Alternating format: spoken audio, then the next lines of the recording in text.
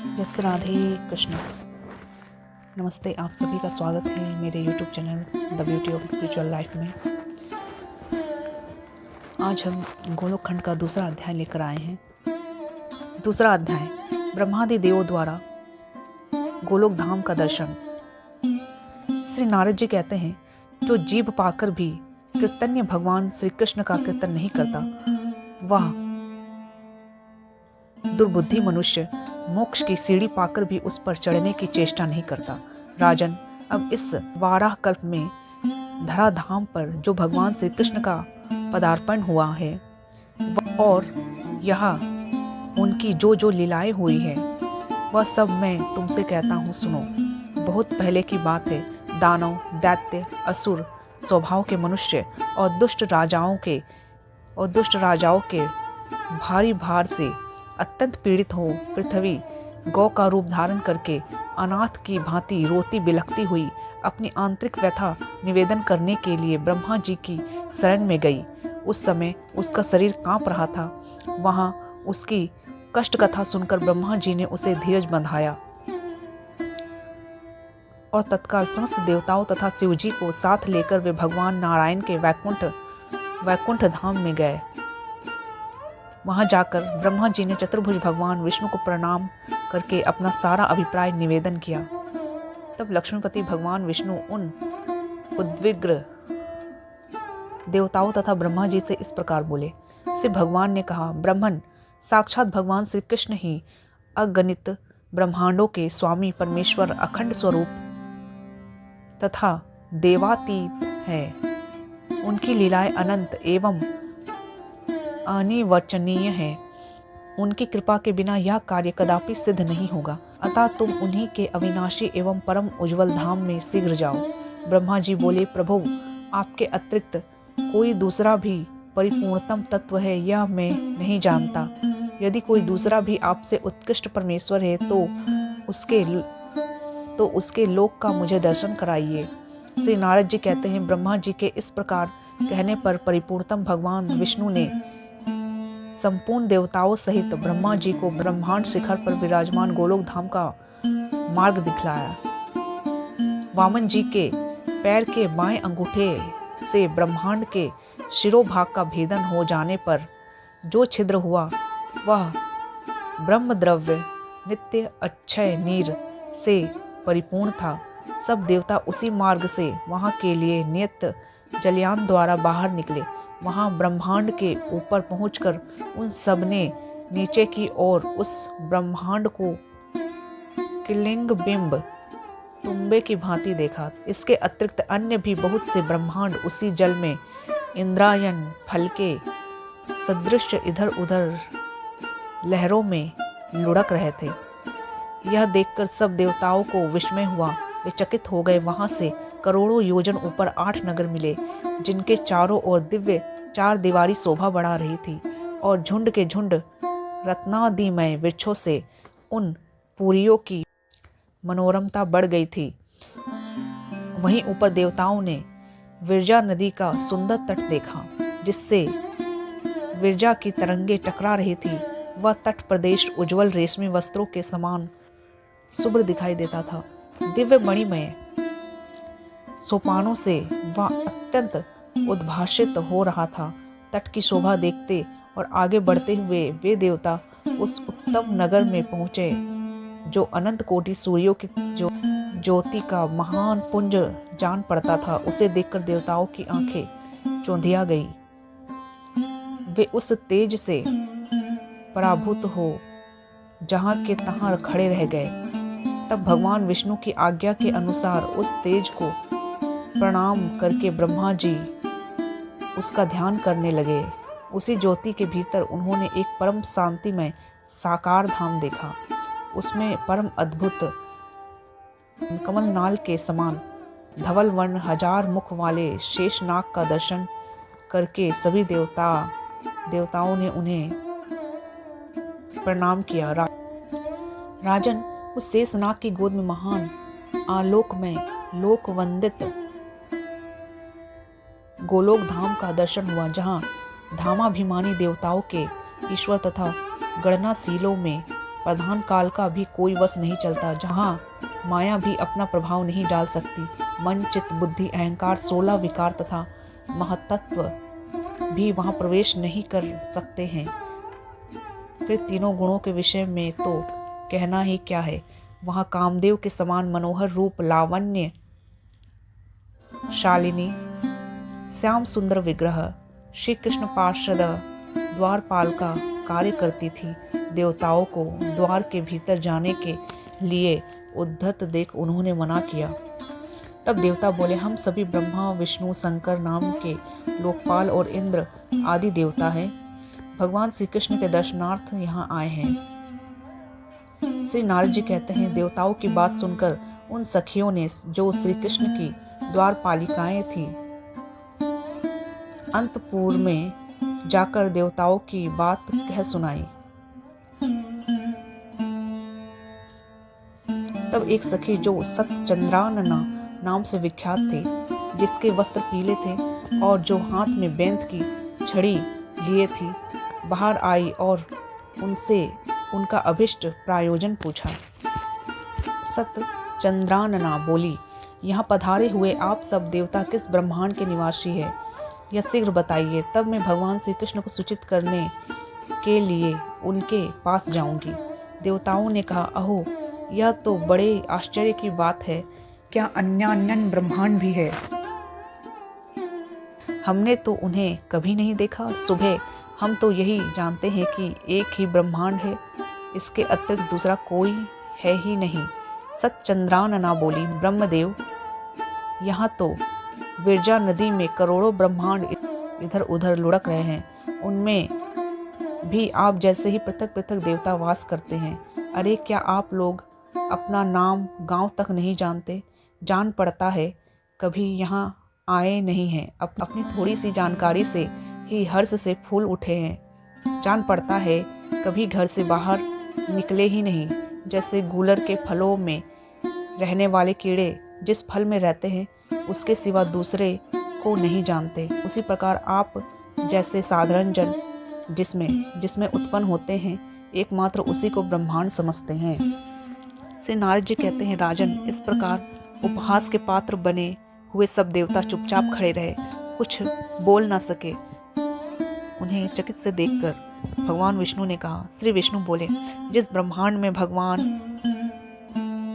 कृष्ण गर्भ का सनातन अवतार हुआ है तथा त्रिविक्रम विराट रूपधारी वामन के नख से जिस ब्रह्मांड में विवर बन गया है, वहीं हम निवास करते हैं। श्री नारद जी कहते हैं, भगवान विष्णु की यह बात सुनकर सतचंद्रानना ने उनकी भूरी भूरी प्रशंसा की और स्वयं भीतर चली गई। फिर शीघ्र ही आई और सबको अंतपुर में पधारने की आज्ञा देकर वापस चली गई। तदंतर संपूर्ण देवताओं ने परम सुंदर धाम गोलोक का दर्शन किया। वहाँ गोवर्धन नामक गिरिराज शोभा पा रहे थे। गिरिराज का वह प्रदेश उस समय वसंत का उत्सव मनाने वाली गोपियों और गौओं के समूह से घिरा था। कल्पवृक्षों तथा कल्पलताओं के समुदाय से सुशोभित था और रासमंडल उसे मंडित अलंकृत कर रहा था। वहाँ श्याम वर्ण वाली उत्तम यमुना नदी स्वच्छंद गति से बह रही है। तट पर बने हुए करोड़ों प्रासाद उसकी शोभा बढ़ाते हैं तथा उस नदी में उतरने के लिए वैदुर्य मणि की सुंदर सीढ़ियाँ बनी हैं। वहाँ दिव्य वृक्षों और लताओं से भरा हुआ वृंदावन अत्यंत शोभा पा रहा है। भांति भांति के विचित्र पक्षियों, भ्रमरों तथा वंशी वट के कारण वहाँ की सुषमा और बढ़ रही है।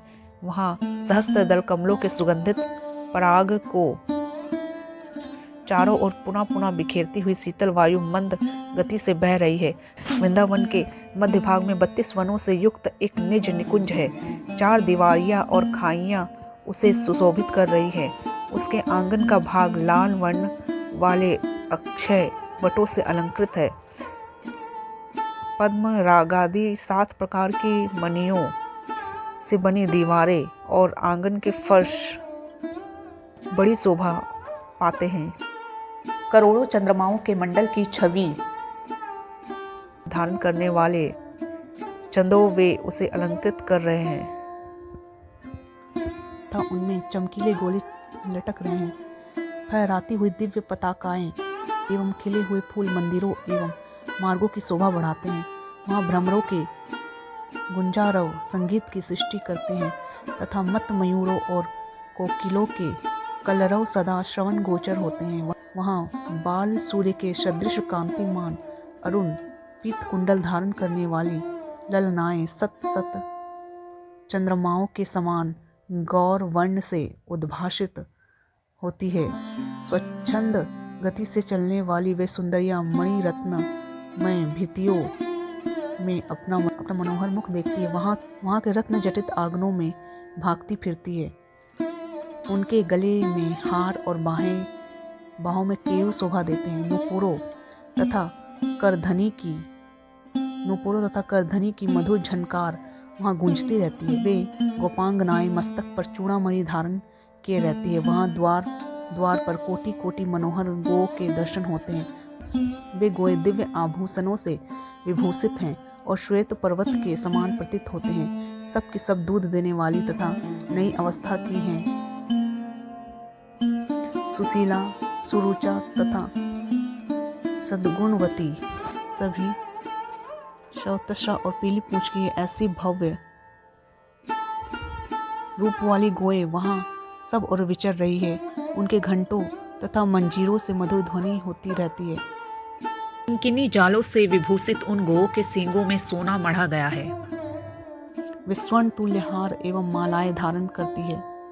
उनके अंगों से प्रभा छिटकती रहती है। सभी गोए भिन्न भिन्न रंग वाली है। कोई उजली, कोई काली, कोई पीली, कोई लाल, कोई हरी, कोई तांबे के रंग की और कोई चितकबरे रंग की है। किन्हीं का वर्ण धुएं जैसा है। बहुत सी कोयल के समान रंग वाली है। दूध देने में समुद्र की तुलना करने वाली उन गायों के शरीर पर तरुणियों के करचिन्ह शोभित हैं, अर्थात युवतियों के हाथों के रंगीन छापे दिए गए हैं। हिरण के समान छलांग भरने वाले बछड़ों से उनकी अधिक शोभा बढ़ गई है। गायों के झुंड में विशाल शरीर वाले सांड भी इधर उधर घूम रहे हैं। उनकी लंबी गर्दन और बड़े बड़े सींग है। उन सांडों को साक्षात धर्म धुरंधर कहा जाता है। गौ की रक्षा करने वाले चरवाहे भी अनेक है। उनमें से कुछ तो हाथ में बेंत की छड़ी लिए हुए हैं और दूसरे के हाथों में सुंदर बांसुरी शोभा पाती है। उस सबके शरीर का रंग श्यामल है। वे भगवान श्री कृष्ण चंद्र की लीलाएं ऐसे मधुर स्वरों में गाते हैं कि उसे सुनकर कामदेव भी मोहित हो जाता है। दिव्य निज निकुंज को संपूर्ण देवताओं ने प्रणाम किया और भीतर चले गए। वहां उन्हें 1000 दल वाला एक बहुत बड़ा कमल दिखाई पड़ा। वह ऐसा सुशोभित था मानो प्रकाश का पुंज हो। उसके ऊपर एक 16 दल का कमल है तथा उसके ऊपर भी एक 8 दल वाला कमल है। उसके ऊपर चमचमाता हुआ एक ऊंचा सिंहासन है। 3 सीढ़ियों से संपन्न वह परम दिव्य सिंहासन कौस्तुभ मणियों से जटित होकर अनुपम शोभा पाता है। उसी पर भगवान श्री कृष्ण चंद्र श्री राधा जी के साथ विराजमान है। ऐसी झांकी उन समस्त देवताओं को मिली। वे युगल रूप भगवान मोहिनी आदि 8 दिव्य सखियों से समन्वित तथा श्री दामा प्रभृति 8 गोपालों के द्वारा सेवित हैं। उनके ऊपर हंस के समान सफेद रंग वाले पंख झले जा रहे हैं और हीरों से बनी मूठ वाले चवर डुलाए जा रहे हैं। भगवान की सेवा में करोड़ों ऐसे छत्र प्रस्तुत हैं जो कोटि चंद्रमाओं की प्रभा से तुलित हो सकते हैं। भगवान श्री कृष्ण के वाम भाग में विराजित श्री राधिका जी से उनकी बाईं भुजा सुशोभित है। भगवान ने स्वेच्छापूर्वक अपने दाहिने पैर को टेढ़ा कर रखा है। वे हाथ में बांसुरी धारण किए हुए हैं। उन्होंने मनोहर मुस्कान से भरे मुखमंडल और भ्रुकुटी विलास से अनेक कामदेवों को मोहित कर रखा है। उन श्रीहरि की मेघ के समान श्यामल कांति है। कमल दल की भांति बड़ी विशाल उनकी आंखें हैं। घुटनों तक लंबी बड़ी भुजाओं वाले वे प्रभु अत्यंत पीले वस्त्र पहने हुए हैं। भगवान गले में सुंदर वनमाला धारण किए हुए हैं, जिस पर वृंदावन में विचरण करने वाले मतवाले भ्रमरों की गुंजार हो रही है। पैरों में घुंघरू और हाथों में कंकण की छटा चिटका रहे हैं। अति सुंदर मुस्कान मन को मोहित कर रही है। श्री वत्स का चिन्ह, बहुमूल्य रत्नों से बने हुए किरीट, कुंडल, बाजूबंद और हार यथा स्थान भगवान की शोभा बढ़ा रहे हैं। भगवान श्री कृष्ण के ऐसे दिव्य दर्शन प्राप्त कर संपूर्ण देवता आनंद के समुद्र में गोता खाने लगे। अत्यंत हर्ष के कारण उनकी आंखों में आंसुओं की धारा बह चली। तब संपूर्ण देवताओं ने हाथ जोड़कर विनीत भाव से उस परम पुरुष श्री कृष्णचंद्र को प्रणाम किया। इस प्रकार श्री गर्ग संहिता में गोलोक खंड के अंतर्गत नारद बहुलाश्व संवाद में श्री गोलोक धाम का वर्णन नामक दूसरा अध्याय पूरा हुआ। तो आपको ये भगवान की कथा कैसी लगी हमें कमेंट बॉक्स पर जरूर बताएं। गोलोक खंड के दूसरे अध्याय को पढ़ने में मुझसे जाने अनजाने कोई गलती हो गई हो तो मैं श्री कृष्ण जी, माता राधा और श्री गर्ग जी और मेरे सभी यूट्यूब व्यूअर से मैं क्षमा चाहती हूँ। मिलते हैं अगली वीडियो में। धन्यवाद। जय श्री राधे कृष्ण।